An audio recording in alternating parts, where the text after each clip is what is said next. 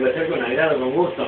El nuevo trabajo del ministro de Santiago Verón, cuyo título es con fuerza y un estilo chabonesero. Con fuerza y un estilo chabonesero. El material. Lo nuevo de los nietos de Santiaguito Verón. Y está Santiago con nosotros como el garante de los nietos, ¿no?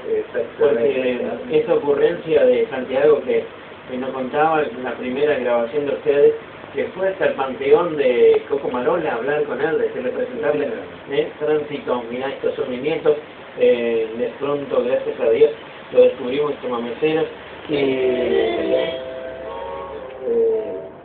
Como que se dice, en realidad, dice que uno sigue viviendo a través de lo espiritual, ¿no? Es decir, el cuerpo muere, pero no el espíritu de la persona. Y por ello es que, de algún modo, nosotros decimos que cada ser que parte hacia, en este caso como es artista hacia el escenario celestial, de algún lugar nos está guiando, nos está protegiendo.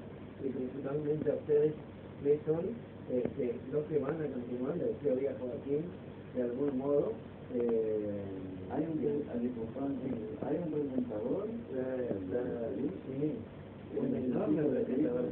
Es mi hijo, el bisnieto de Santiago Verón, está ahí presentando el primer tema con la celosa, la voz de Jesús, Santiago Nicolás Verón. Hay 14 temas musicales en este material.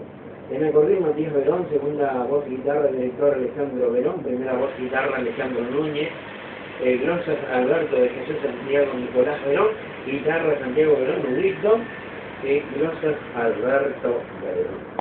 Y Noemí y Joaquín nos permite, vamos a escuchar un temita, me parece, mientras vamos preparando otra interpretación musical ahí, los nietos de Santiago Verón, la fuerza y un estilo del llamado.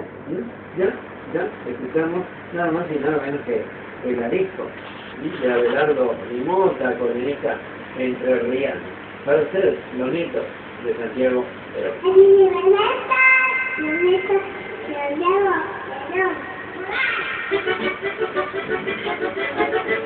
Verón.